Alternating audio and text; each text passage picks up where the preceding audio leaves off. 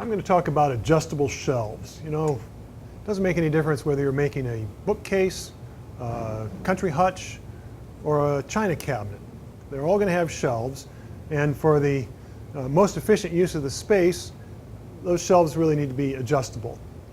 Probably the simplest method is to use metal shelf standard strips. They're punched with a row of slots that accept a metal shelf clip. They're really easy to install.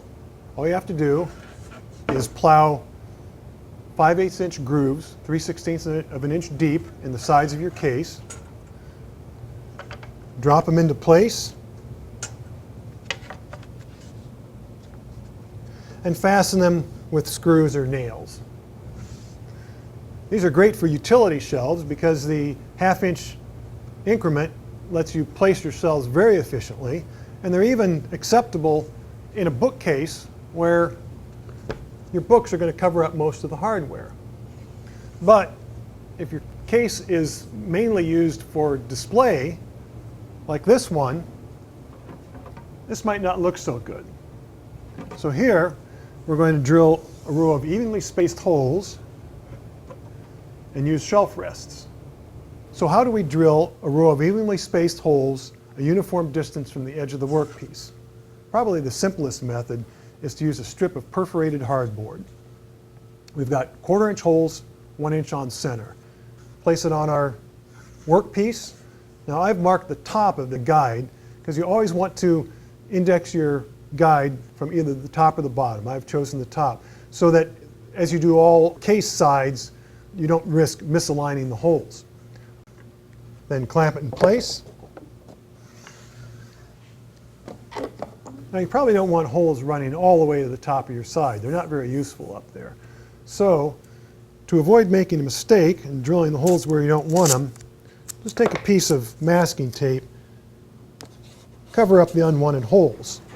And then if you don't want your holes every inch, you could also go ahead and cover up the holes that you don't want.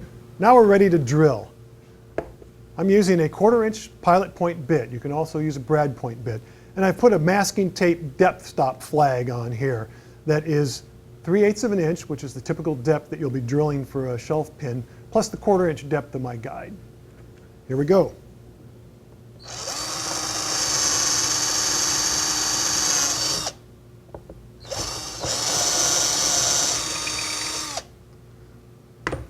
Now when you've got the entire first line of holes drilled, unclamp your strip. To keep the spacing from the edge even, flip it over, align top and side. If you're not confident about your ability to keep your drill perpendicular as you're drilling the holes, you can always go and do this on your drill press. The disadvantage of using perforated hardboard is that every time I drill, I wear out these holes a little bit. Sooner or later, they're so sloppy that I'll have to throw this away and make myself another strip. There's a couple of ways I can get around that, and I'll show those to you. This is a 1/4 inch self-centering bit. It's got a step nose on it that fits into a 3/8 inch hole. This bit is pretty much dedicated to drilling shelf pin holes, and you can buy drilling guides to go with it. But I've made my own out of hardboard. 3/8 inch holes, evenly spaced, once again, 1.25 inches from the edge. And I use it in exactly the same manner that I used the strip of perforated hardboard. Index from the top, clamp it in place, and drill.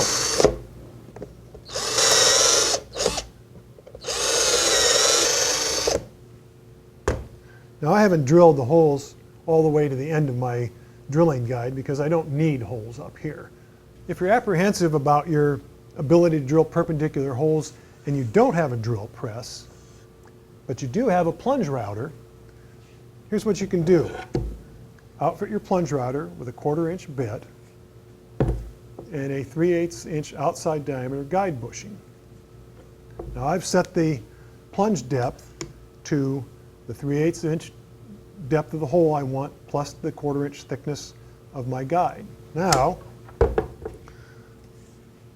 I made myself a drilling guide out of 1/4 inch hardboard. and I've drilled a row of evenly spaced holes for the guide bushing. Now because the guide bushing is 3/8 inch outside diameter, I've drilled these holes a 1/64 of an inch oversized, so I get a nice easy slip fit with the guide bushing. Notice also that I've drawn my center lines all the way across my guide. That's so when I set my router down over this, I can see where my centers are and it'll help me line up my router. Clamp our drilling guide in place. Fit the guide bushing, the holes in the jig, and plunge away.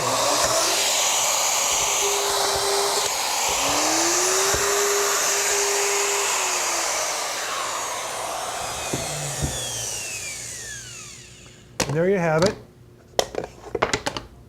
Drill press accuracy on the top of your workbench.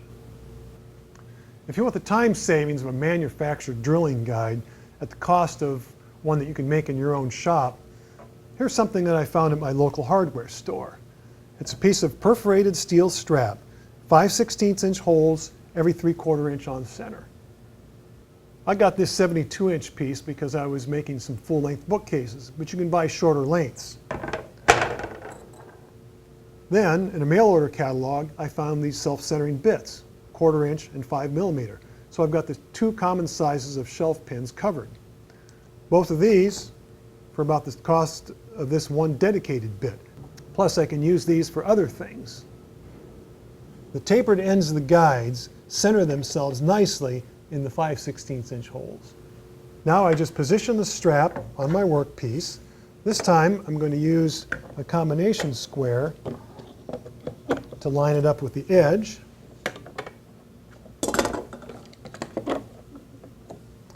And I'll cover any holes that I don't use with masking tape as I did before. I could go ahead, drill this with a hand drill, but I'm going to show you how to do this on the drill press. I've got a couple of pieces of 2x4s under the workpiece so it makes room for the clamps.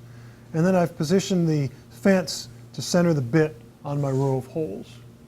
Now I can just drop the tapered end of the self-centering bit right into the hole. The bit never touches the guide, so it doesn't damage the guide, and consequently the bit isn't damaged either. Now it's just a case of switching on and drilling.